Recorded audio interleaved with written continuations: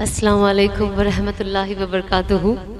सबसे पहले हम जो आज आप अपने घरों के काम जो यहाँ छोड़ के आए हैं, मैं जो अपने घर से इतने दूर आई हूँ, इसका सिर्फ एक ही मोटिव है और एक ही मिशन है, वो है कि हम अपने आप को और बेहतर कैसे बनाएं, अल्लाह से ताल्लुक़ और कितना बेहतर बना सकते हैं। और थोड़ी बहुत मेरी लाइफ चेंजिंग एक्सपीरियंसेस और जो मेरी थोड़ी बहुत जर्नी रही है मैं आपसे शेयर कर सकूं।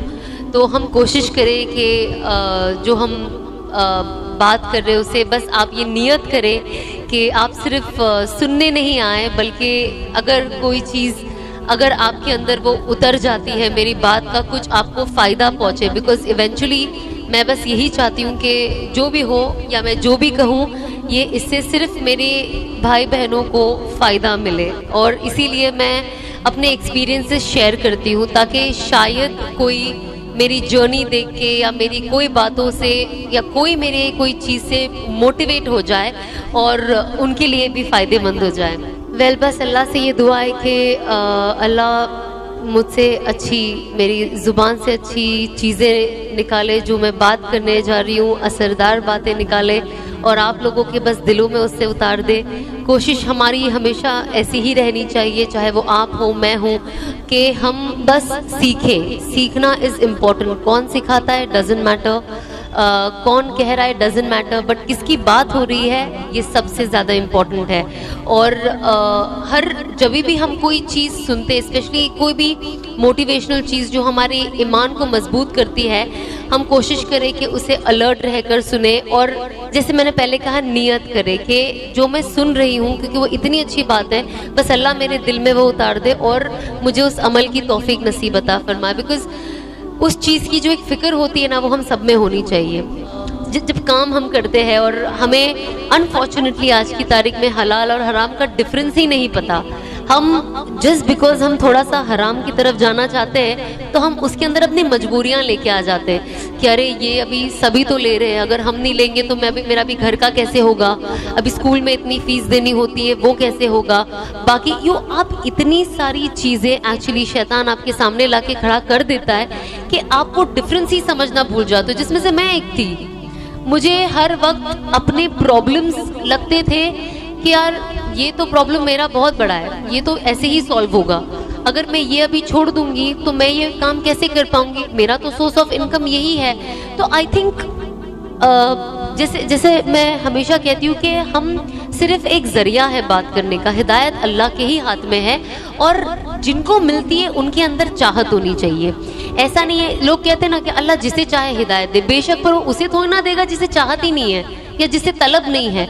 तो वो तलब रखना भी ज़रूरी है, क्योंकि जब मेरी बात हुई और लोग आके लोग कहते थे नहीं अल्लाह ने आपको चुन लिया है, अल्लाह ने आपको चुन लिया है और ये अल्लाह ने आपको हिदायत दिया है। बेशक अल्लाह ने हिदायत दिया है, लेकिन अंदर एक चाहत भी तो चाहिए ना।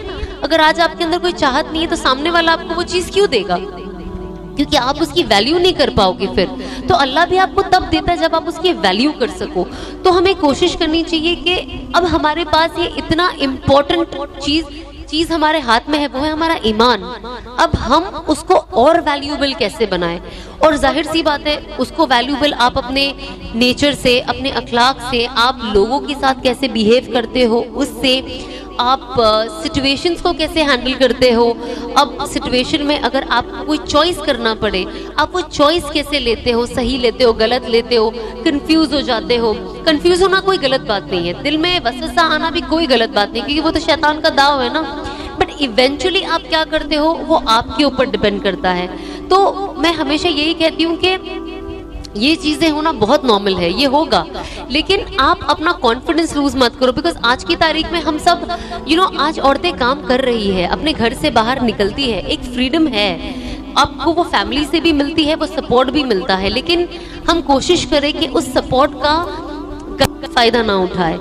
और साथ ही साथ अगर हमें ये फ्रीडम मिली है और हमको अल्लाह ने वो जहन दिया है, तो हम दुनिया और आखिरत दोनों को लेके चले। क्योंकि अगर आपने दुनिया में सब कुछ कमा लिया लेकिन आखिरत नहीं कमाई तो सब कुछ ज़ीरो का ज़ीरो है, फिर तो आप एक नाकामयाब इंसान हुए। लेकिन अगर आपने आखिरत कमा ली और अगर दुनिया थोड़ी बहुत पीछे भी रह गई तो कोई फ़र्क नहीं पड़ता। अब जब मैं ये कहती हूँ तो बहुत लोग ये भी कहते, कहने वाले तो 10 चीज कहते हैं, काफी लोग ये भी कहते हैं अच्छा इन्होंने तो सब करा लिया है ना, सब एंजॉय कर लिया है, सब कर लिया है, अब ये हमें सिखाएंगे कि ये मत करो, मतलब हम सैक्रिफाइस करें, इन्होंने एंजॉय कर लिया है। तो अगर आपको ये लगता है कि इंजॉयमेंट है और इसमें इतनी खुशी है, तो मैं इतनी खुशी और एंजॉयमेंट छोड़ के आऊंगी क्यों? ये भी तो सोचने वाली बात है ना, कि अगर लोग ये कहते हैं कि आपने तो अपनी जिंदगी एंजॉय कर ली, तो भैया हमारी जिंदगी तो अभी बाकी है। एक असबाबी तौर से अगर आप देखो तो इंसान एक 70-80 साल तक, तो 90 साल तक भी आजकल जी लेते हैं ना, तो जिंदगी तो बाकी है। बाकी तो मौत और हयात अल्लाह के हाथ में। आप कोई पैदा होते हुए भी कुछ साल में, कुछ मिनटों में चले जाओगे, या आप 100 साल 110 साल के भी लोग, मेरे नाना 104 साल के थे जब उनका इंतकाल हुआ, तो आप इतनी लंबी उम्र भी जी सकते हो। लेकिन एक इंसान सोचता है ना कि अगर ये जिंदगी इतनी खुशगवार होती और इसके अंदर सब कुछ होता, तो मैं ही नहीं, मेरे जैसे और बहुत लोग हैं, वो ये सब छोड़ के क्यों भागते हैं? किसको ये सब चीजें सैक्रिफाइस करनी है? अच्छी दौलत, शोहरत, फ्री स्पॉन्सर्ड लाइफ, फ्री कपड़े, फ्री ट्रैवल, फ्री होटल, ये सब छोड़ के किसको अपने जेब से खर्चा करना है? कोई बेवकूफ़ी होगा ना। अगर आज मैं बोलूँगी मैं आपको सब करके दूंगी, आप बोलोगे नहीं नहीं नहीं मैं अपना दूंगी, तो ये तो बेवकूफ़ी हुआ ना कोई इंसान। तो इसका मोरल ऑफ द स्टोरी अगर आप सही तरीके से समझो तो ये है कि यहाँ पे कुछ है नहीं। ये चीज़ ना कुछ वक्त के लिए बहुत ग्लैमरस लगती है, बहुत देखने वाले को बहुत अच्छी लगती है, और जाहिर सी बात है, जैसे हम कहते हैं शैतान वसवसा डालता है कि बहुत अच्छा है, बहुत अच्छा है, क्योंकि तो उसका तो काम ही है ना हमें बहकाना, और इसी में तो उसके मजे है। और जो उन्होंने जंग ली है अल्लाह से, यही तो उनका मोटिव है कि जो इंसान सही तरफ जाए उसे खींच खींच के लाना। मैं आपको बताती हूँ 2018 में मैंने ये, उस वक्त से मेरे दिमाग में चल रहा, बहुत पहले से दिमाग में चल रहा था, थोड़ा थोड़ा मेरे दिमाग में आता था, लेकिन 2018 में मुझे ऐसा था कि I think I am done, मुझे इंडस्ट्री में नहीं रहना, मुझे एक्टिंग नहीं करनी, मुझे जैसे मैं दिख रही हूँ और मैं पोर्ट्रे कर रही हूँ अपने आप को, ये मैं हूँ नहीं, लेकिन और मुझे खुशी भी नहीं मिलती है। बट जब आप अकेले रहते हो, खुद से रहते हो, आप वो सोचते हो, पर जब आप फिर वैसे ही लोगों के साथ घुल मिल जाते हो तो आपका दिमाग फिर शैतानी हो जाता है। अच्छा अच्छा चलो फोटो शूट करते हैं, अच्छा ये करते, अच्छा वो करते, ये गाने पे डांस करते, वो गाने पे डांस करते, तो ये सारी चीजें होने लगी। एंड आई वाज लाइक कुछ तो है which is not keeping me happy, and I was like मुझे तो ये चेंज करना है। एंड यू वोंट बिलीव 2018 में मेरी अनस से मुलाकात हुई थी मक्का में, and it was only for 5 minutes.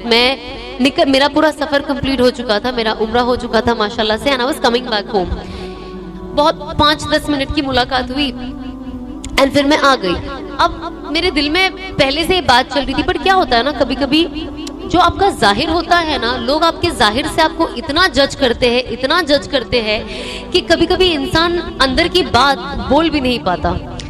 क्योंकि मैं एक एक्ट्रेस थी और मैं ग्लैमर फील्ड में थी, तो ये कहना कि मुझे पता है ये हराम है और मुझे ये छोड़ना है, पर मैं छोड़ नहीं पा रही, मुझे मोटिवेशन नहीं मिल रहा है, और अगर मुझे छोड़ना भी है, पर मैं क्या करूं, फिर इसके बाद मैं क्या करूं?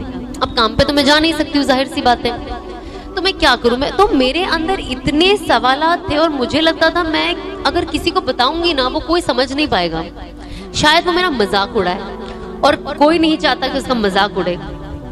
तो मैं ये बातें कभी किसी से शेयर नहीं करती थी। एंड आई थिंक मैं अब रियलाइज करती हूँ, मैं सोचती हूँ कि काश जब अनस मुझे 2018 में मिले, मैं उनसे ही दिल खोल के बात कर लेती, तो शायद जो मुझे 2 साल लेट हो गया, मैं और 2 साल पहले चेंज हो गई होती। But it's never late. तो बट आई थिंक 2018 मतलब सोचो ना, इतना ज्यादा वक्त भी नहीं गुजरा, नॉट इवन अ ईयर।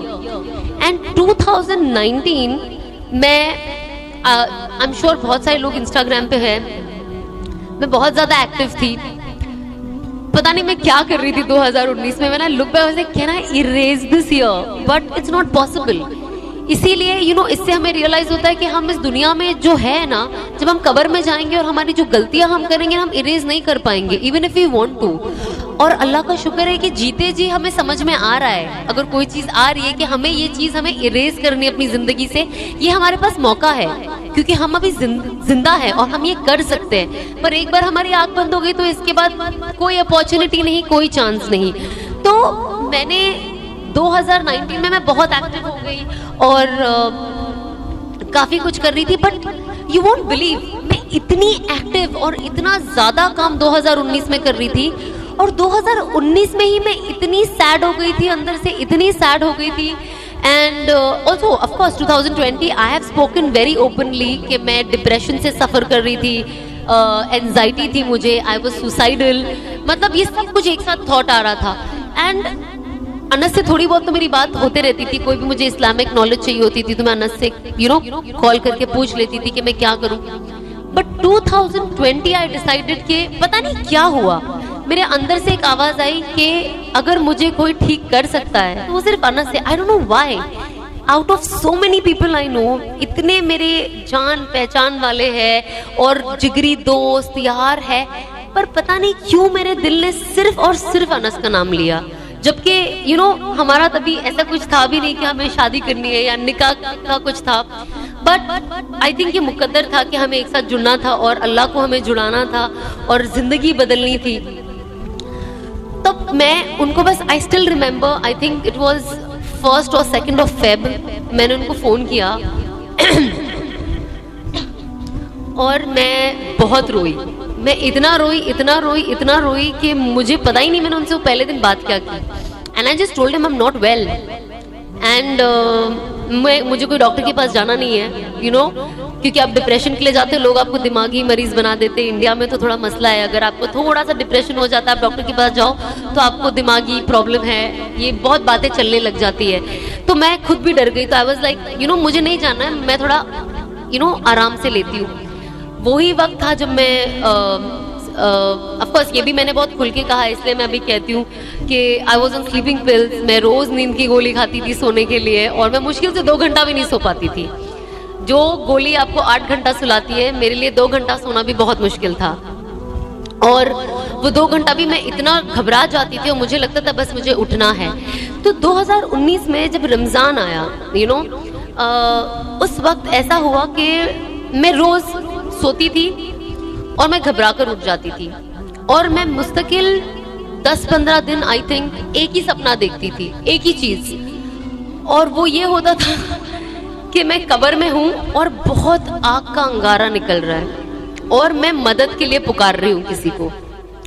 तो मैं बहुत डर गई, ऑब्वियसली जाहिर सी बात है, कोई भी डर जाएगा अगर वो एक ही सपना रेगुलरली देखता जाएगा।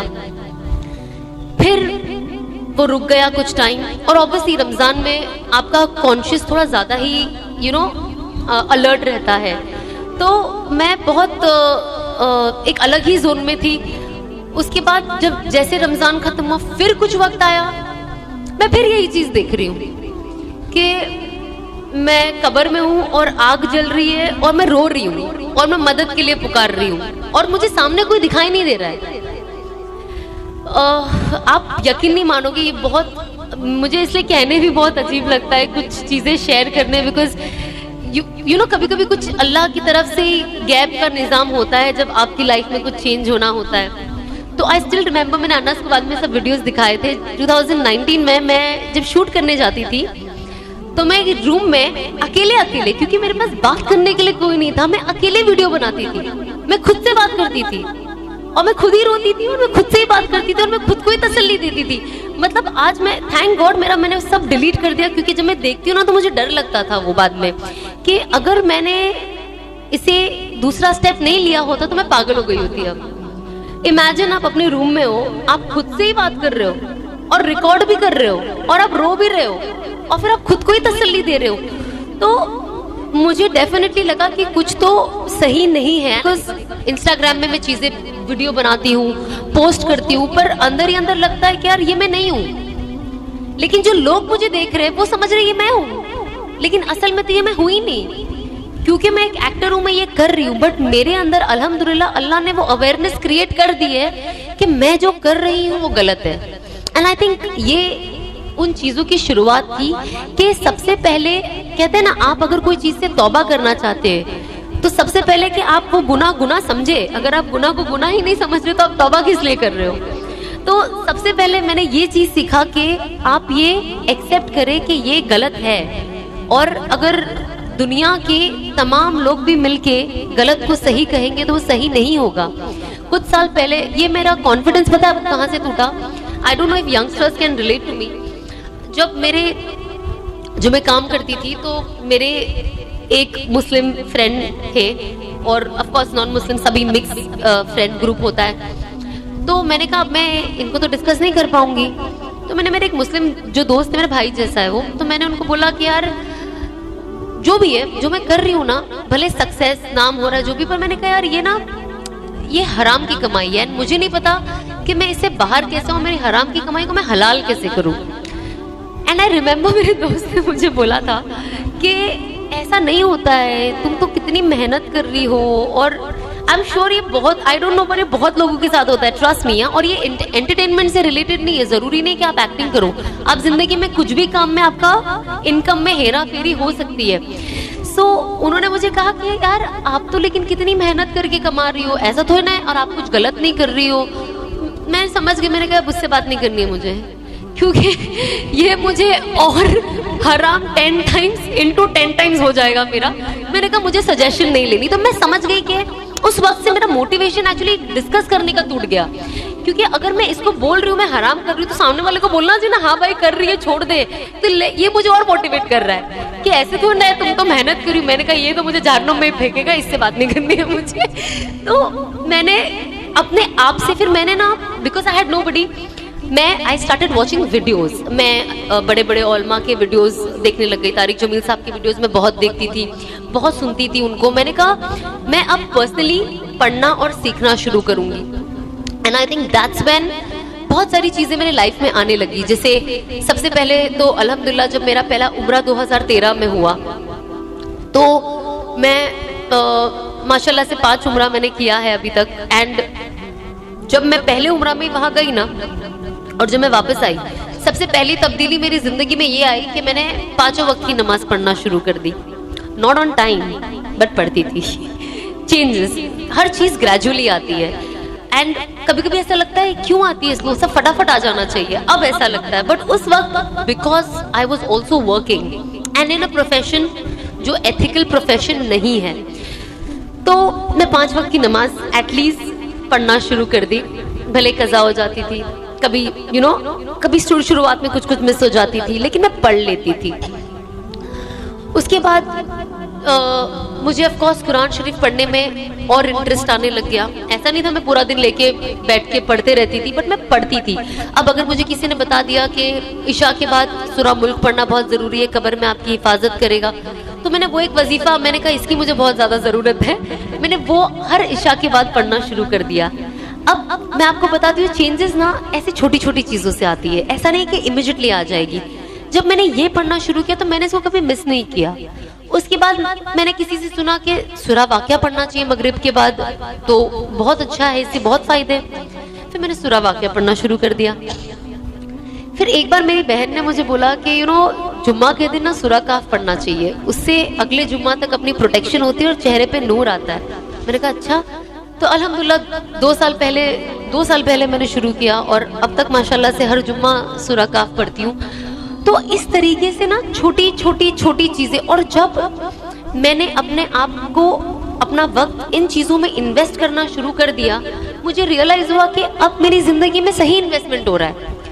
दुआ मांगते हो ना, पहले कैसी थी दुआ, या अल्लाह मुझे ये दे दे, अल्लाह मियां मुझे वो दे दे, ये ठीक कर दे, वो ठीक कर दे, इन सबको जन्नत पहुंचा दे, मुझे भी जन्नत पहुंचा दे। अमल कुछ नहीं करना है, पर जन्नत हमको जाना है। घर में रोजी एकदम परफेक्ट होनी चाहिए, काम भी एकदम परफेक्ट मिलना चाहिए, और सब कुछ एकदम परफेक्ट होना चाहिए, हस्बैंड भी एकदम बैंग ऑन होना चाहिए। हमको कुछ नहीं करना है, हमको कुर्बानी नहीं देनी है, पर हमको हस्बैंड परफेक्ट चाहिए, सास ससुर परफेक्ट चाहिए, माँ बाप परफेक्ट चाहिए, भाई बहन, रिश्तेदार, दोस्त, रोजी, बॉडी, हर चीज।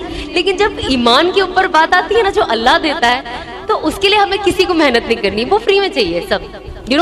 ये बहुत लोगों का नजरिया है। तो अब मैं कोई भी वजीफा देती हूँ ना, उसके अंदर मैं डालती हूँ इससे रोजी तो आती ही आती है, ताकि जब आप ये कहते हो ना तो लोग थोड़ा और हर वजीफे को पढ़ते हैं। क्योंकि लोग मुझे पूछते हैं रोजी का कोई वजीफा बताओ, अभी तो पूछते हैं हस्बैंड के लिए कोई वजीफा बताओ। मैंने कहा हर चीज के लिए वजीफा ये है कि आप अल्लाह पे यकीन रखो, आप कुरान पढ़ोगे और खुश दिल से पढ़ोगे, और जो जो हमें पढ़ने के लिए बताया गया पढ़ोगे ना, आपकी सारी प्रॉब्लम ऐसे ही हल हो जानी है। आपको कोई तावीज दौरे की जरूरत नहीं है, कोई बाबा के पास जाने की जरूरत नहीं है, किसी को बोलने की जरूरत नहीं है कि आप ये कर दो, कोई चढ़ावा चढ़ाने की जरूरत नहीं है। जो आज प्रॉब्लम है, यू नो, हम नमाज नहीं पढ़ते, लेकिन जब हम किसी को देखेंगे, अरे प्लीज मेरे लिए दुआ करना, अरे तुम खुद अपने लिए कर सकते हो। जब इंसान दुआ तो हमें तो करना फर्जी है, लेकिन खुद भी तो करना पड़ेगा ना। जब आप कुछ करोगे नहीं, दूसरा वाला ही दुआ करता रहेगा, तो अल्लाह तो उसकी दुआ उसके हक में कबूल करेगा। आप यकीन नहीं मानोगे, आज मैं वही सारी चीजें पढ़ती हूँ, पर अल्लाह ने इतनी बरकत दी है वो टाइम में कि अब जब मैं सोचती हूँ कि एक वक्त था कि मुझे लगता था कि मेरे पास वक्त ही नहीं है, और अब मैं सब पढ़ लेती हूँ, मेरे पास फिर भी वक्त होता है। तो ये सारी चीजें विद प्रैक्टिस आती है। हर चीज आप प्रैक्टिस करोगे तो प्रैक्टिस के साथ आती है। लेकिन of course belief is very important. जैसे कि मैं हमेशा जब मेरे आसपास के लोग होते हैं, जब मुझसे इन सारी चीजों के बारे में पूछते हैं, मैंने कहा मैं यही कहती हूँ कि आपका यकीन होना बहुत जरूरी है। लोग क्या करते हैं ना आज की तारीख में, ये मेरा साथ भी मसला था कि हम अल्लाह पे यकीन रखते हैं, हम कुरान पे यकीन रखते हैं, पर हमारा दिल ना 100% यकीन नहीं करता है। आज हम बोलते हैं ना अल्लाह बेहतर करेगा, लेकिन हम वो ना 50% बोलते हैं, 100% दिल से नहीं बोलते कि अल्लाह बेहतर करेगा। हम 50% ना मखलूक के ऊपर छोड़ देते हैं कि नहीं यार अल्लाह बेहतर करेगा यार, लेकिन पर मैं ये इंसान पे कितना डिपेंडेंट हूँ। तो ये चीज ना मेरे अंदर भी बहुत पहले थी कि मुझे ऐसा लगता था कि मेरा तवक्कुल ना अल्लाह से ज्यादा मखलूकों में हो गया है, कि अल्लाह से 10 मिनट में मांग लेती हूँ, लेकिन सामने वाले मखलूक को तो 1 घंटा पटाती हूँ मैं। ये कर दे भाई, वो कर दे, प्लीज प्लीज मेरा ये काम हो जाए। उसके लिए 4 दिन पहले फील्डिंग करती हूँ कि 4 दिन पहले से मैं माइंड सेट और माइंड बनाना रेडी करूंगी, तो शायद ये इंसान मुझे काम दे दे या मेरा काम हो जाए। एंड आई रियलाइज कि अगर आप सेम चीज अल्लाह के साथ यूज करो तो आपको तो डबल बेनिफिट होगा ना। क्योंकि अगर अल्लाह राजी तो आपको दुनिया में हर चीज मिल जानी है, साथ ही साथ आपकी आखिरत बन जानी है। और कहते हैं ना जिसका रिश्ता अल्लाह के साथ अच्छा हो, अल्लाह उसका रिश्ता मखलूक के साथ अच्छा कर देता है। मतलब आज जब मैं आप लोगों को देखती हूँ, आज आप लोगों के अंदर ना मुझे दिली मोहब्बत दिखती है मेरे लिए, जो मुझे पहले लोगों में नहीं दिखती थी। मुझे लगता था सब मतलब ही है, मेरे अंदर भी वो फीलिंग थी, मुझे लगता है सब मतलब के लिए आए, कोई किसी को कोई लेना देना नहीं है, आज आए कल अपने को पूछने भी नहीं वाले। और ये होता है जब आप दुनिया में इतना दुनिया से अटैच होते हो ना, तो अल्लाह आपको जो लोग भी आपकी जिंदगी में आते हैं ना, वो दुनिया वाले ही होते हैं, जो आपसे दुनिया का जितना फायदा उठा सकते हैं वो उठा लेते हैं। उसके बाद आप डिप्रेशन में मरो, एंजाइटी में मरो, सुसाइड करो। क्योंकि जब मेरा वक्त आया बुरा, तब मैंने देखा कौन था मेरे साथ। तो आप रियलाइज करते हो कि ये लोग लॉन्ग लास्टिंग लोग नहीं है, इनका वक्त हो। आज जैसे एग्जाम्पल, जब आप एक्टर होते तो बहुत सारे लोग ये ले लो, वो ले लो, वो ले लो। अब जैसे सबको पता, अच्छे अच्छे दोस्त जो मुझे डिजाइनर क्लोथ्स देते थे, जो दोस्ती दोस्ती में देते थे, हम तो सिर्फ दोस्ती में देते हैं, प्रोफेशनल लोग तो प्रोफेशनली। लेकिन आज जस्ट बिकॉज मैं हिजाब पहनती हूँ और I don't see them coming to me, so वो मोहब्बत कहाँ गई? अगर वो सच्ची मोहब्बत होती तो आज भी आती ना। तो चीजें मैंने चेंज होते हुए देखी हूँ। मैंने ये 1.5 साल में अपनी जिंदगी में लोगों को बदलते हुए भी देखा है, अच्छे से दूर जाते भी देखा है, और दूर से नजदीक आते हुए भी देखा है, और जाकर वापस आते हुए भी देखा है। तो ये चीज ना आपको अल्लाह ही बताते हैं, और जब आप इसमें यकीन करते हो ना, तब आप वो देखते हो। तो आज मैं बहुत चीजें अपनी जिंदगी में ऐसी एक्सपीरियंस करती हूँ जो मैंने पहले कभी नहीं की थी। तो मुझे ये रियलाइज हुआ कि जब इंसान अल्लाह के करीब आता है तो अल्लाह उसका भी दिमाग कैसे बदलता है। मतलब सामने वाले के तो दिल में मोहब्बत डालता ही डालता है, लेकिन एज खुद मैं भी चीजें कितनी, जो पहले मुझे लगता था मैं ही मैं, मेरा सक्सेस, मेरा पैसा, मेरा बिजनेस, मैं क्यों ये। आज हमें लोगों की परवाह है, हमें लगता है कि हम क्या करें जिससे हम लोगों को फायदा दे सके। और ईमान वालों की सबसे बड़ी, कहते हैं ना, सबसे मजबूत चीज क्या है कि हम आखिरत में यकीन करते हैं, हमने यकीन करते पिछले जन्म में हम राजा थे, आगे के जन्म में हम सिपाही बनेंगे, उसके आगे के जन्म में हम चोर बने। हम ये बिलीव नहीं करते हैं, हम आखिरत में बिलीव करते हैं। तो अगर हम आखिरत में बिलीव करते हैं तो आखिरत पे काम क्यों नहीं करते? एक तरफ हम हर चीज पे बिलीव करते, कुरान पे बिलीव करते, हदीसों में बिलीव करते, जो कहा गया हर चीज पे बिलीव करते। हमने जो चीजें नहीं देखी है, सिर्फ पढ़ी है, उस पे भी बिलीव करते हैं। लेकिन जब वही चीज लाइफ में इम्प्लीमेंट करने की बात आती है तो हम उससे पीछे हट जाते हैं। हमें लगता है देखेंगे, आगे जाके करेंगे। जब मेरी दोस्तों से बात होती थी, बहुत यंगस्टर्स है जो अल्हम्दुलिल्लाह अल्लाह ने नवाजा है उन्हें, मैं उन्हें यही कहती थी आप उम्रा करो ना, क्यों नहीं करते हो? बाद में करेंगे। हज कर लो, क्यों नहीं कर रहे हो? क्योंकि मैं तो चाहती थी मेरा हज फर्ज हो, यू नो। और मेरे घर में मेरे डैड बाहर थे और उस वक्त हो नहीं पाया। बट जब जो लोग जा पाते थे ना, वाज लाइक यार क्यों नहीं जाते हो? आप जाओ, आप जाओ।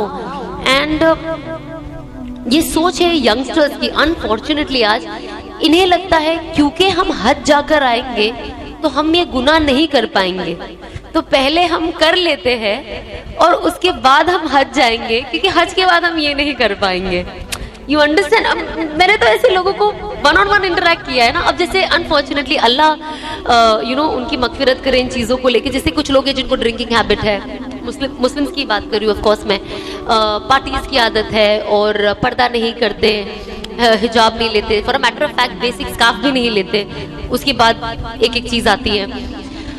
तो इनको लगता है कि अगर हम हज अभी कर लेंगे तो हम ये कैसे करेंगे, क्योंकि अभी हम ये नहीं कर सकते, हम मेंटली प्रिपेयर्ड नहीं है, तो हम हज बाद में करेंगे। पर यू नेवर नो, गारंटी कौन देता है कि आप वहां तक बचोगे कि नहीं। तो जरूरी नहीं है कि अगर आपके पास पैसा भी हो तो आप जा पाओ। अल्लाह ऐसी सिचुएशन क्रिएट कर देता है कि सब होते हुए भी नहीं जा पाते हो आप। कितने लोग हैं जो हज नहीं जा पाते बिकॉज हज is expensive, you know, payment पैसा नहीं है। पर कितने लोग हैं जिनके पास बेशुमार पैसा है पर जाते ही नहीं है। जब मैं 2013 में उम्रा पे गई ना, मैं हमेशा यही दुआ करती थी, आप यकीन मानो ना मानो, मैं अल्लाह से एक ही चीज़ की दुआ करती थी कि अल्लाह मुझे हराम से निकाल दे और हलाल में डाल दे, मुझे हलाल की रोजी दे दे। मुझे नहीं पता कैसे दोगे, मुझे नहीं पता मैं क्या करूंगी, क्योंकि मुझे कुछ आता भी नहीं है करने, क्योंकि मैं एक्टिंग में ही रही हूँ और लकीली मैं स्किन केयर में बहुत अच्छी थी। तो अल्लाह ने कैसे गैप से निज़ाम बनाया कि मेरा क्लिनिक ही खोल दिया। अब उस साल तो बहुत जद्दोजहद से वो क्लिनिक खुला था, तो और रमज़ान के टाइम पे खुला था। तो अनफॉर्चुनेटली वही मेरा पहला साल था जब मैं जाना मेरा 2018 से यू नो उस साल से नहीं जा पा रही थी। तो मैं अल्लाह से यही दुआ करती थी कि अल्लाह हलाल का जरिया बना दे, हलाल का जरिया बना दे, हलाल का जरिया बना दे और मुझे सही रास्ते पे लेके आ जा। आज जब मैं कुछ कुछ चेंजेस अपने अंदर देखती हूँ ना, तो और जब मुझे फ्लैशबैक याद आता है तो ऐसा लगता है कि वो कहते हैं ना कि अल्लाह 24 घंटा खैर मांगो, अल्लाह से अच्छा ही मांगो, अपने गुमान से भी बेहतर मांगो, क्योंकि अल्लाह पूरे दिन में कोई भी दुआ आपकी सुन सकता है। बट कभी कभी जब मैं हिजाबियों को देखती थी ना, मैं कहती थी अल्लाह मुझे ऐसा बना दे। तो जब आज मैं अपने आप को देखती हूँ कि आज मैंने हिजाब ले लिया, तो मुझे लगता है मेरी उस दिन की दुआ कबूल हुई है जो मैंने यू नो मक्का में अल्लाह से दिल से मांगा कि या अल्लाह मुझे भी इन जैसा बना दे। तो अल्लाह ने कहीं ना कहीं एटलीस्ट आप जैसा नहीं, लेकिन थोड़ा आप लोगों से थोड़ा पहुंच रही हूँ मैं आपकी तरफ, एटलीस्ट आधा रास्ता पहुंचा दिया है मुझे। तो बस आप यही कोशिश करें कि जब यू नो हम ये चीज़ें देखें, अल्लाह से बेहतरी मांगे, अल्लाह से खैर मांगे, अल्लाह से अपने गुमान से ज़्यादा मांगे। हम तो इंसान है, हमारी सोच और चाहत ना बस इतनी सी होती है, हमारे लिए इतनी बड़ी होती है, पर एक्चुअली वो दुनिया में इतनी सी होती है। तो कहते हैं ना अल्लाह को अल्लाह की ज़ात के हिसाब से मांगे। आप कुछ भी मांग सकते हो। मैं तो जन्नतुल फिरदौस के नीचे मांगती ही नहीं हूँ, उसके नीचे वाली 6th वाले में भी हमको नहीं आना, उसके नीचे में हमको टॉप वाली में ही रहना है। अल्लाह मियाँ देना तो यही देना, आपकी जियारत करनी है मुझे आपसे सूरा रहमान सुनना है, मुझे मेरे नबी पाक से सूरा यासीन सुनना है, मुझे वही चाहिए और मुझे मेरे घर वालों के लिए भी वही चाहिए, मुझे उम्मत के लिए भी वही चाहिए। अब अगर मुझे लोगों के लिए चाहिए तो मुझे क्या करना होगा? मुझे दावत का काम करना होगा, क्योंकि अगर मैं दावत का काम नहीं करी तो मैं लोगों को कैसे बता पाऊंगी कि यहाँ तक पहुँचने का तरीका क्या है, या जिनको पता है मैं उनको इंस्पायर कैसे कर पाऊंगी। हर किसी को ना पुश की जरूरत होती है, हम रोज नमाज पढ़ लेते हैं पांचों वक्त की, कभी कभी आलस आ ही जाता है ना, एक पुश की जरूरत होती है। कभी मैं अम्मी को देख के चलो ये खड़े हो गए यार, मैं अब तक पड़ी नहीं, खड़ी हो जाती हूँ, कभी मेरी बहन को देख के, कभी मेरे हस्बैंड को देखकर। तो हर इंसान को जिंदगी के हर पड़ाव पे ना एक मोटिवेशन चाहिए मरते दम तक। एक अल्लाह का प्यार और वो जुनून होता ही है, बट इंसान है, नफ्स है, कंट्रोल तो करते हैं, कोशिश भी करते हैं। उनके लिए मैं 2 रकात अलग नमाज पढ़ती हूँ, मेरी नफ्स के लिए। तो उसके अलावा भी बहुत जरूरत पड़ती है कि आपको कोई मोटिवेट करे। तो अब मैं ना कोशिश करती हूँ कि मैं जिनसे जुड़ूं, मैं उनसे जुड़ूं जो मुझे अल्लाह की याद दिलाए, जिनको देखकर मुझे अल्लाह की याद आए। तो आज अल्हम्दुलिल्लाह अल्लाह ने उन लोगों को मुझसे जोड़ा है, कहीं ना गैप से, सब लोग गैप से आ गए। और साथ ही साथ मैं कोशिश करती हूँ कि मैं और लोगों को, जो लोग मेरे जैसे बेचारे थोड़े पीछे रह गए, मैं उनको भी अपने पास बुलाती जाऊं। और देखो, दावत देने का काम ना मोहब्बत का है, जो दावत है वो काम ही मोहब्बत है। वो आप चिल्लाकर, किसी पे जोर जबरदस्ती करके, डंडे मार के आप नहीं कर सकते हो। मैं भी घर वालों के साथ कर सकते हो, बट बाहर ये काम नहीं हो सकता, क्योंकि आपके पेरेंट्स की एज आपसे बहुत ज्यादा होती है। करेक्ट, ऑफ कोर्स दिल में हमेशा एक रहता है कि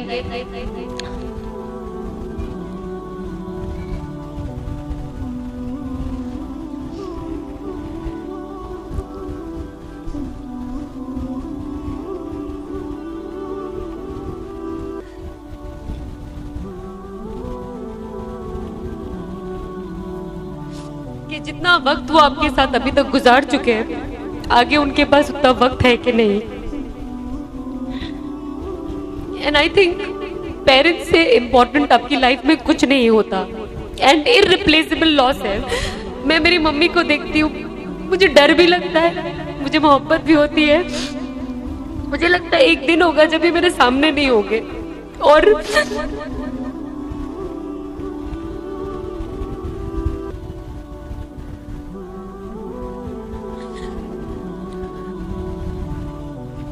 तो जाहिर सी बात है, हम कोशिश करें कि हम अपने माँ बाप, अब जब आपके साथ हैं तो आप उनकी इज्जत करें, उनसे प्यार करें, और जो भी उनकी डांटों को, उनकी बातों को सीरियसली ना लें, इतने सीरियसली ना लें, क्योंकि वो आपके लिए खैर ही चाहते हैं। और मुझे तभी ऐसा था कि जब मैं चीजें सब पढ़ने लग गई और सब सीखने लग गई, तो मुझे पता चला कि यार मैं जो गलत करूंगी इसका असर मेरे माँ बाप को भी होगा, क्योंकि अल्लाह तो उनसे सवाल करेगा ना कि आपको मैंने इनकी माँ बना के क्यों भेजा, कि आप इनको सही रास्ता दिखा सके, लेकिन ये पूरी जिंदगी गुमराह रही, आपने क्या किया। और मैं नहीं चाहती थी कि मेरी मम्मी के ऊपर ये सवाल उठे आखिरत के दिन।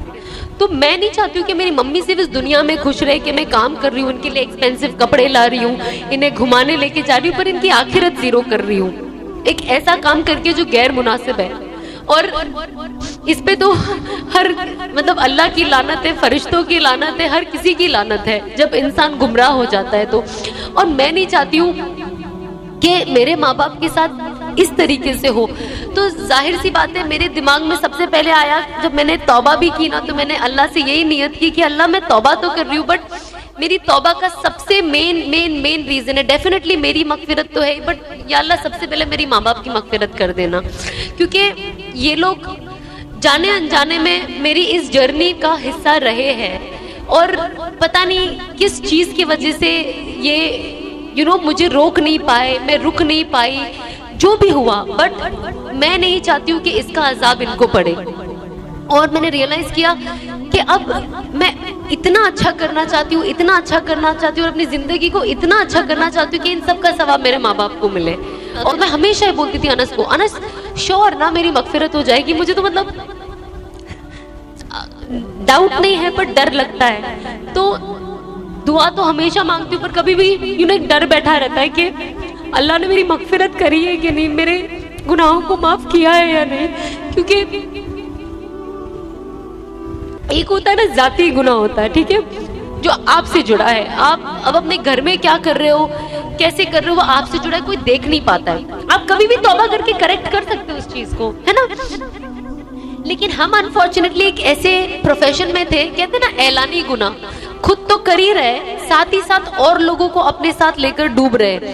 अब मुझे जब इतना मजमा फॉलो करता था, मुझे इंस्टाग्राम पे ऑलमोस्ट 42 लाख फॉलोअर्स है, फेसबुक पे 20-30 लाख फॉलोअर है, स्नैपचैट पे है, एंड आई वाज लाइक मैं 1 करोड़ से ज्यादा लोगों को गुमराह कर रही हूँ और इनकी नस्लें चलती रहेगी।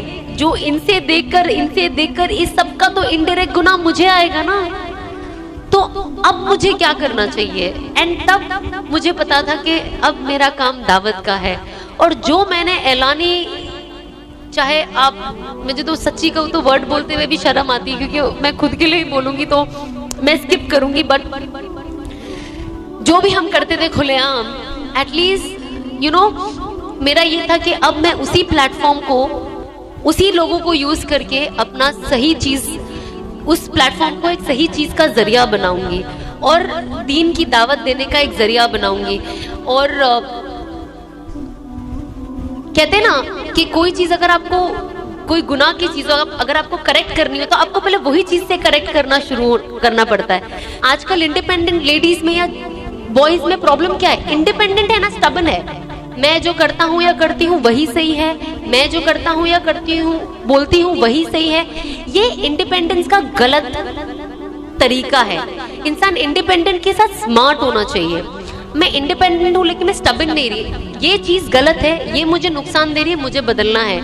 मुझे अपने ख्याली पुलाव में नहीं रहना है कि नहीं मैं ही सही, मैं ही, मुझे कोई सिखा नहीं सकता, मुझे कोई बता नहीं सकता, मैं इससे ऊपर हूँ, मेरा एक्सपीरियंस इससे ज्यादा है। नहीं, आज मुझे कोई मेरे से छोटा बच्चा सिखा के चले जाएगा जो मुझे नहीं पता हो। तो ये एक चीज मैंने सीखी कि आपको कोई भी सिखा सकता है।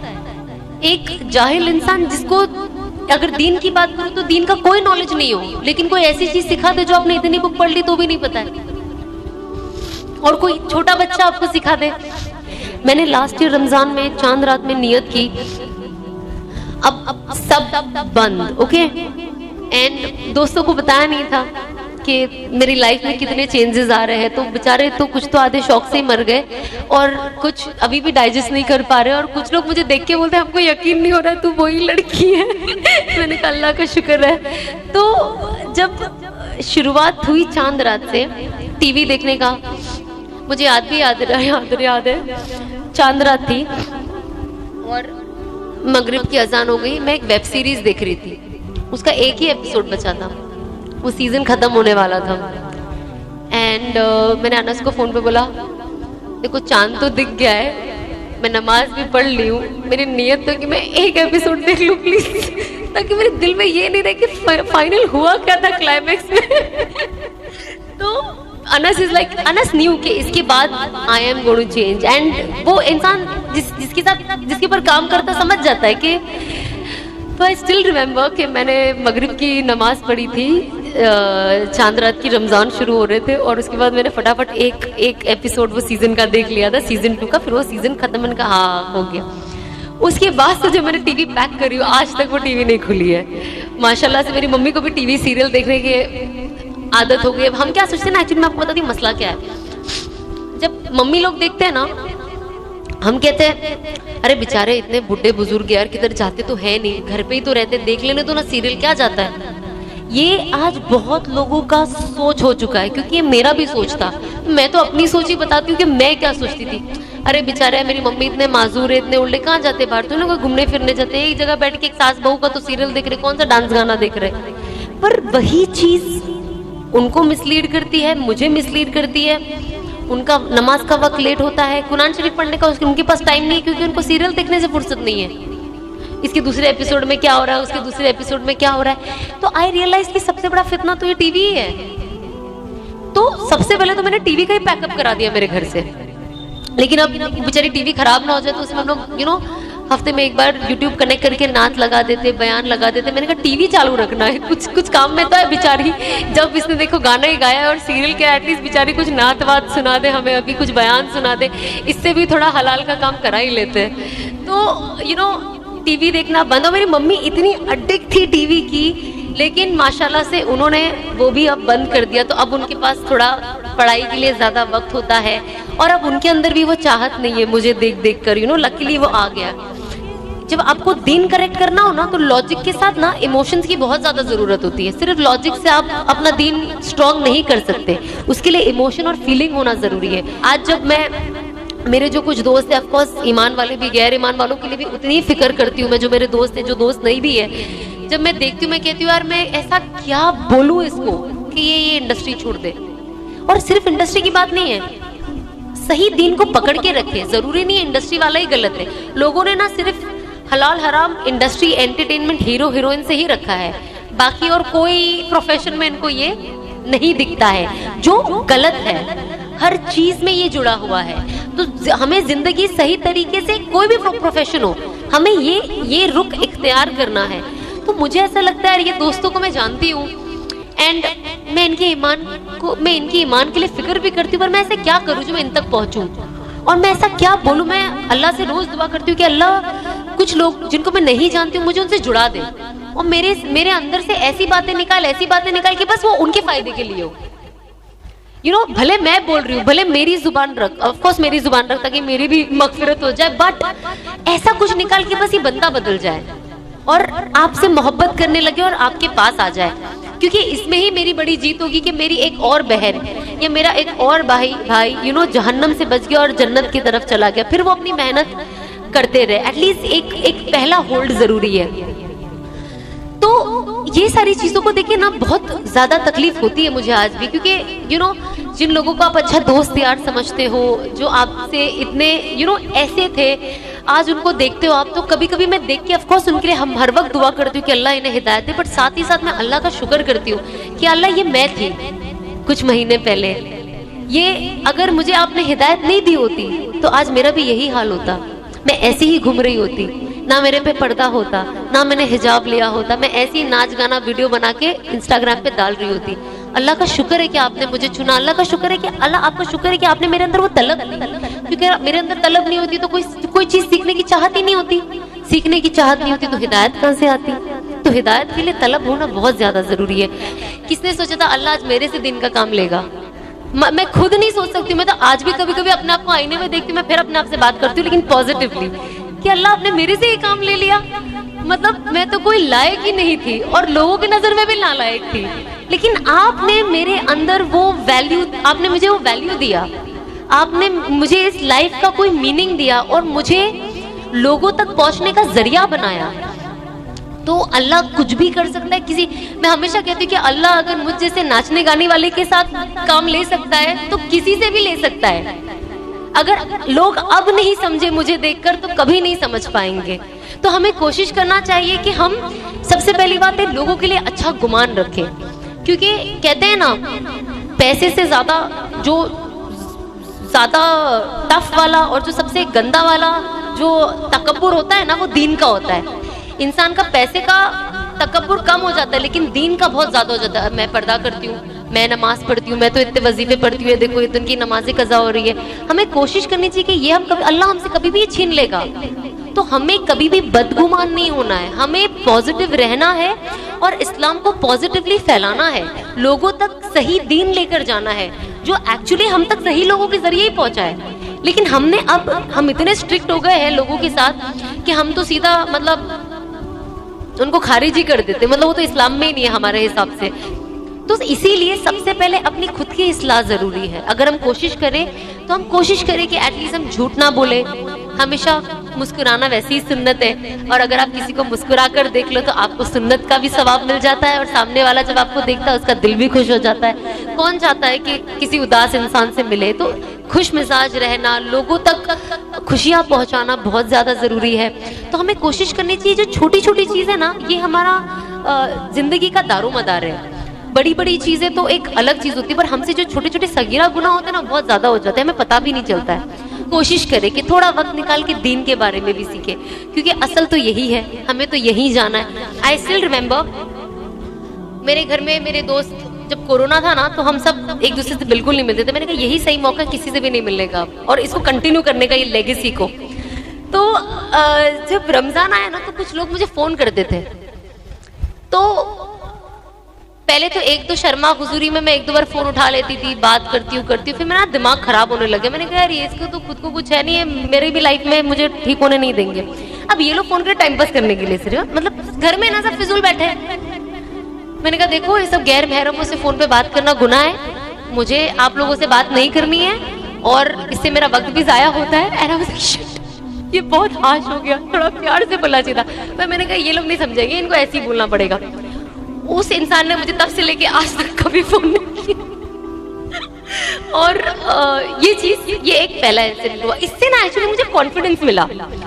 अब मेरे जो दोस्त थे, मैंने कहा मुझे किसी को बोलना ही नहीं है कि मैं सब छोड़ रही हूँ, किसी को नहीं बोलना। मैंने कहा ये शैतान ना किसी भी जरिए आ जाएगा। मैंने मेरी अम्मी को भी नहीं बताया, मैंने कहा इनके भी जरिए आ सकता है। बताना ही नहीं है, अपने अंदर ही रखना है कि मैं बदल रही हूँ और ये मैं सीधा अनाउंस करूंगी, बस ये किसी को नहीं बताऊंगी। सिर्फ अनस से शेयर करती थी मैं। तो जब हम लोग शुरू हुई ना, तो मेरे दोस्त लोग अरे आ जाओ मिलते हैं, कितना टाइम हो गया, अभी सब आ रहे हैं ये वो। मैंने कहा ये तो पीछे ही पड़ गए अब। तो मेरी एक्चुअली मेरे फ्रेंड की वाइफ एक्सपेक्ट कर रही थी, तो मैंने कहा चलो एक बार मिल लेती हूँ, तो एटलीस्ट 2-3 महीने ये लोग ये गाना नहीं गाएंगे मिलने का, फिर मैं खींच लूंगी आगे थोड़ा। और शुरुआत में मैं यही चीज खींचती थी, मेरे घर में मेरी बुजुर्ग अम्मी है, मैं कोरोना बाहर मैं नहीं जाऊंगी, घर में मेरी अम्मी को कुछ हो गया। जबकि दुनिया थोड़ी चलने भी लगी, तो मुझे ये बहाना एप्ट लगता था किसी को भी नहीं मिलने का। ऑफ कोर्स, क्योंकि मैं अपनी लाइफ में चेंजेस ला रही हूँ ना, टीवी बंद करने से थोड़ी ना कुछ होगा, बाकी चीजें भी तो चेंज करनी पड़ेगी। तो मैं मेरे दोस्तों को मिलने गई, तो मेरा एक दोस्त था, उसने बोला और ऐसे करके हाथ, तो मैं ऐसे हो गई, बोले ओ कोरोना कोरोना। मैंने कहा हाँ कोरोना कोरोना। मेरे को बताना ही नहीं है कि आज के बाद तो मुझको उंगली भी नहीं लगा पाएगा। तो होता है ना, जब आप ज्यादा लिबरल हो जाते हो, ज्यादा पढ़ लिख लेते हो ना, तो थोड़े जाहिल होने के चांसेस ज्यादा होते हैं। ये जो मेरे दोस्त थे, ये लोग ईद में मेरे घर पे मेरे एक दोस्त आए। सबसे पहले हमेशा मेरे घर के सबसे नजदीक होते तो वो मिलने आते थे, क्योंकि इतने कोई मेरे बिल्डिंग में कोई है नहीं मुसलमान। अभी 2 है पर इतनी बातें नहीं होती थी, अब थोड़ी मैं ज्यादा फैमिली से कनेक्ट होने की कोशिश करती हूँ। तो जब उनसे मुलाकात हुई ना वहाँ पे, तो मैंने सोचा कि चलो ठीक है, अब इनसे फासला रखना ज्यादा जरूरी। तो उन्होंने मुझे आके बोला ईद मुबारक, मैंने हाथ नहीं मिलाया, मैंने कहा ईद मुबारक। तो वो मैंने कहा नहीं यार, हाथ लगा के बात नहीं करना चाहिए, आप दोस्त एक अलग चीज में बात नहीं करो हाथ लगाकर। एंड आई थिंक तब से वो एक जो सिलसिला शुरू हुआ, फिर आया तीसरा मेरा बर्थडे, उसमें मेरे मुश्किल से 3 से 4 मेरे दोस्त बेस्ट फ्रेंड्स थे। तो मुझे इन तक मैसेज पहुंचाना बहुत जरूरी था, और इनको तो पता ही चल जाता। तो जब ये लोग आए, मैंने कहा यार अब ये केक भी काटना पड़ेगा फिजूल में मुझे। तो मैंने कहा मैं इनको क्या बोलूं, मैंने कहा चलो कर लो, ये आखिरी है, इसके बाद तो अगले साल से मैं दिखना भी नहीं हूं तुम्हें। तो ये लोग केक लाए। अब मेरे घर में एक स्पीकर होता था जहाँ पे वो घिसा पिटा तुम जियो हजारों साल, ये मेरी है आरज़ू, हैप्पी बर्थडे टू यू, ये चलता था। तो मेरे दोस्त ने जैसे वो स्पीकर लगाया, मैंने इतने जोर से चिल्लाया कि उसे डर के उसका फोन गिर गया। मैंने कहा ये नहीं करना, बिल्कुल म्यूजिक नहीं लगाना। और मैं पूरा दुपट्टा लेके बाहर आई थी। फिर वो लोग मेरे बाजू में खड़े हुए, वो लोग बोले हैप्पी बर्थडे गा सकते, मेरे ताली बजा सकते। मैंने कहा ठीक है, बिकॉज मैं उनको इतना स्ट्रिक्ट रिलीजन नहीं दिखाना चाहती थी। आई वाज लाइक इवेंचुअली दिल सी बर्थडे तो साल में एक बार आता है ना, वो लंबा गैप है अभी अगले बर्थडे के लिए, तो देख लेंगे। तो इस तरीके से जब चीजें चेंज हुई ना, तो मेरे अंदर कॉन्फिडेंस आने लग गया कि यार ये तो मैं कर सकती हूँ। मुझे फिजूल में ऐसा लगा कि यार मैं नहीं करूंगी तो क्या होगा। तो जब ये चीजें चेंज होने लगी और जब मेरे दोस्तों तक ये पैगाम पहुंचा, तो जो लोगों को लगता है कि अरे यार मैं कितनी ऑर्थोडॉक्स लगूंगी, मैं कितनी पिछड़ी गांव के जमाने की लगूंगी, इनफैक्ट मेरा रिस्पेक्ट और बढ़ गया। लोग अब जब मेरे दोस्त मुझे मिलते हैं तो वो पहले ही दूर से ऐसे करते हैं और अनस से गले मिलते हैं। तो मुझे आज वो देखकर खुशी होती है कि look at the journey from nothing to so much to again back to something which is so basic for Islam. So ये चीज मैंने सीखा। एंड ऑब्वियसली आई थिंक आज का जो मजमा है, it has lot of working women, B it lawyers, doctors, teachers. And मैं हमेशा यही कहती हूँ कि प्रोफेशन कोई भी हो, कितना भी बिजी हो, आप नमाज प्लीज पढ़े और उसके लिए वक्त निकाले और उसके लिए ज्यादा वक्त करे। नमाज बिल्कुल ना छोड़े, बिकॉज इवेंचुअली यही हमारी कामयाबी है।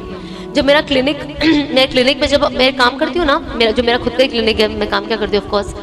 तो जब हमारे पास क्लाइंट्स आते हैं ना, तो अजान होती है ना, तो ऐसा लगता है अरे यार अभी शुरुआत की बात कर रही हूँ, नमाज पढ़ना है लेकिन एंड तक खींच के लेके जाना है कि पहले ये कर ले, पहले पैसे आ जाए, रोजी रोजी रोजी, हम सिर्फ रोजी रोजी दिमाग में चढ़ा है, लेकिन बरकत ही नहीं होने वाली ना रोजी में, क्योंकि रोजी देने वाला तो आपको बुला रहा है, आप जा ही नहीं रहे हो, कितना वक्त हो गया है। और वो चक्कर में कभी कभी कज़ा हो जाती थी क्योंकि क्लाइंट बेफिजूल, फिर अल्लाह मियाँ ना जब आप ज्यादा लंबा करते हो ना तो अल्लाह देखना कहीं ना आपका वो नमाज कज़ा ही कर देते हैं, तो वो कज़ा हो जाती है।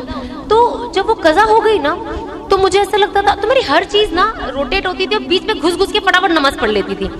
फिर जब मेरे अंदर चेंजेस आए ना तो मैंने मेरे क्लिनिक में बहुत क्लियर कर दिया कि अब जो भी क्लाइंट है नमाज के टाइम पे अपॉइंटमेंट ही नहीं देना, और अगर क्लाइंट है तो क्लाइंट बैठेगा, अगर अल्लाह ने रोजी लिखी है कि इसके जेब के पैसे मेरे घर आने हैं, ये आएंगे, ये रुकेगी, कहीं नहीं जाएगी। और अब मेरे ऑफिस में जो काम होता है ना वो नमाज को देखकर प्लान होता है कि अगर 5:20 की अजान है तो 5:20 को हम कोई क्लाइंट, 5 से 5:30 का कोई क्लाइंट होता नहीं, अगर होता है तो पहले, और अगर अजान हो जाती है तो उसको बोलते 5 मिनट बैठो। मेरे जो क्लाइंट जो ऑफकोर्स जो लड़कियां मेरे यहाँ काम करती है मुस्लिम घराने से ही है, ऑफकोर्स वो हिजाब सिर्फ घर से ऑफिस आने तक कर, बड़ा इनका भी अलग ही टाइप का हिजाब होता है जो किधर होता है और किधर नहीं होता है। घर से मोहल्ले वाले देखेंगे तो हिजाब होता है, यहाँ से मोहल्ले वाले देखेंगे तो हिजाब होता है, बीच में चौपाटी जुहू किधर हिजाब नहीं होता है, ठीक है। शादियों में हिजाब नहीं होता है, जिनके बाल आपको पूरे साल ढके हुए दिखेंगे शादियों में आप उनको बाल लहराते हुए आराम से देख लोगे। तो ये जब मैंने हिजाब लिया तो मुझे लगा ये क्या, ये तो हिजाब की मतलब गलत है ना, ये आप फेस नहीं ढाको, एक समझ में, जब आपने हिजाब पहन लिया है तो आप ऑप्शनल कैसे हो सकते हो, आप बाल कैसे कभी भी खोल के आप घूम रहे हो। तो मुझे ना बहुत अजीब लगते थे। अब क्योंकि मैं इसमें इतनी नहीं थी तो ये लोग मेरे ऑफिस में काम करे और मैंने पैंट, जिससे पैंट होता था और लॉन्ग शर्ट होता था, हिजाब नहीं पहने। हिजाब वाला कैसा होता है, सामने से बोले कि मैं, और मैं कभी किसी को मना नहीं करती थी पहले भी कि हिजाब पहनो, नो प्रॉब्लम, नमाज पढ़ो, कोई प्रॉब्लम नहीं है, लेकिन यही नहीं पहनते थे। बल्कि ये लोग तो नमाज के लिए भी मेरे से टाइम नहीं मांगते थे, पर क्योंकि मैं पढ़ती थी ऑफिस में तो ये लोग भी पढ़ते थे। अब तो मेरी जो दोनों लड़कियां, मैंने क्योंकि वो पहनते ही है तो ऑफ कोर्स स्कार्फ कंपलसरी, तो अल्हम्दुलिल्लाह दोनों लड़कियां मेरी लॉन्ग ड्रेस पहनती है, उसके अंदर देखना होता है कि ये नहीं स्कार्फ पहनते। अब आए थे तो आपने देखा था, नमाज हो जाए अगर दोनों में से कोई भी लड़कियां नमाज नहीं पढ़ती है तो उनकी बैंड बजा देती हूँ मैं। तो उनको मतलब उनको ऐसा, देखो कोई काम करते हैं उनको लगता है क्लाइंट ना चले जाए, तो मैं अपनी लड़कियों को बोलती क्लाइंट चले जाएगा कोई फर्क नहीं है, नमाज आप पढ़ो, क्योंकि आपके नमाज से भी तो बरकत आनी है ना। तो लाइफ में चेंजेस ऐसे आते हैं। और जब आप, और मैं हमेशा उनको कहती हूँ, कभी कभी नमाज के लिए लेट हो जाते हैं, मैं कहती हूँ यार तुमको खुश नसीब हो तुम लोग के ऐसी जगह काम कर रहे हो जो तुम्हारी आखिरत के लिए सोच रहा है। क्योंकि लोग, क्लाइंट आ जाए, पैसा आ जाए तो थोड़ा ना बोलेगा भाई क्लाइंट को छोड़ दे, तू नमाज पढ़, तू बाद में भी पढ़ ले, क्योंकि हमारी तो मेंटालिटी है ना, हम कज़ा भी पढ़ सकते हैं, पढ़े तो सही, नमाज तो पढ़ना ही है, लेट भी पढ़ ले, पढ़े तो सही। तो ये मेंटालिटी चेंज करना बहुत ज्यादा जरूरी। और ये लोग यंग जनरेशन है जो आज मेरे पास है, तो कहीं ना कहीं मुझे लगता है ये लोग मेरी रिस्पॉन्सिबिलिटी है। एंड आज उनके ही पेरेंट्स कहते हैं कि बिकॉज ये सना के साथ है हमें टेंशन लेने की जरूरत नहीं है। आज उनके पेरेंट्स मुझे कहते हैं क्योंकि ये सना के साथ है, ये पहले से बेटर हो गई है, नमाज की पाबंद हो गई है। अब ये खुद घर में, ये बच्चियां घर में अपनी बहनों को नमाज का पाबंद करती है, जो थोड़े से यहाँ वहाँ अजीब अजीब रिवायतें भी जो लोग करते थे वो भी बंद हो गया अल्हम्दुलिल्लाह। तो आई थिंक ये सारी चीजें ना बहुत मैटर करती है। तो हमें कोशिश करनी चाहिए कि हम कोई भी फील्ड में हो, सबसे पहले नमाज को अपना इम्पोर्टेंस दे और ऑफ कोर्स अपने अखलाक को इम्पोर्टेंस दे। और हम जो है ना एज एन इंडिविजुअल, यहाँ पे जितने भी लोग हैं, हम इस्लाम के रिप्रेजेंटेटिव है। हमें देखकर इस्लाम क्या है लोग हमें देखते हैं, तो हम कोशिश करें कि हम जितना हो सके उसे उतना खूबसूरत तरीके से बताएं, ताकि जो लोग न्यूज में जो भी सुनते हैं उन्हें ये ना लगे कि ये इस्लाम है, क्योंकि वो तो इस्लाम है ही नहीं। हम जब खुद भी तो सुनते हैं, हम कहते हैं ना ये थोड़ी ना, बट मानते ही नहीं है लोग। तो उसके लिए क्या करना होगा कि हम जैसे इतने बड़े मजमे को सही तरीके से इस्लाम को पोर्ट्रे करना होगा, ताकि लोग समझे कि असल इस्लाम क्या है। और बस हम कोशिश करें कि आज जो ये मजमा जमा हुआ है बेशक अल्लाह की रजा के लिए हुआ है, बस हम अल्लाह से दुआ करें कि जो भी बातें हुई है हमारे अंदर बैठ जाए। और मैं एनी विच वेज मैं खुद भी सीख रही हूँ, तो मैं जो सीख रही हूँ वो आपसे फॉरवर्ड आपको बताती हूँ, मेरे एक्सपीरियंसेस। अगर मुझसे कोई गलती हो गई होगी तो मुझे माफ़ कर देना। और बस अल्लाह बस हमें दीन और दुनिया दोनों की कामयाबी दे और हमारे दिलों में ऐसे ही मोहब्बत बाकी रखे और हम सब से, हम सब से, हमारे आने वाली नस्लों से भी, कयामत तक की जो हमारी नस्लें रहेगी उनसे दीन का काम करे। बस हमको यही दुआ करना चाहिए। बस अल्लाह हमारे आगे जो हमारे बच्चे हैं उन्हें भी दीन की दावत में लगाए और दुनिया भी दे।